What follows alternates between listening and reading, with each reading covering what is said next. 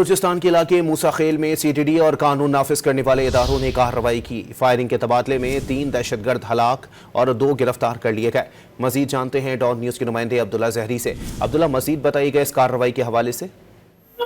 جی بالکل، C T D اور دیگر قانون نافذ کرنے والے اداروں نے موسیٰ خیل کے علاقے رارا شم میں قومی شاہراہ پر کارروائی کے دوران دہشت گردوں کے درمیان فائرنگ کا تبادلہ ہوا، جس کے نتیجے میں 3 دہشت گرد مارے گئے، جبکہ کارروائی میں 2 دہشت گردوں کو بھی حراست میں لیا گیا۔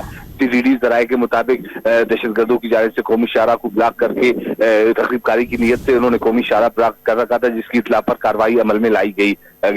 مارے جانے والے دہشت گردوں کے قبضے سے اسلحہ بھی برآمد کیا گیا ہے۔ جی، سی ٹی ڈی اور دیگر قانون نافذ کرنے والے اداروں نے موسیٰ خیل کے علاقے رارا شم میں قومی شاہراہ پر کارروائی کے دوران دہشت گردوں کے درمیان فائرنگ کا تبادلہ ہوا، جس کے نتیجے میں 3 دہشت گرد مارے گئے، جبکہ کارروائی میں 2 دہشت گردوں کو بھی حراست میں لیا گیا۔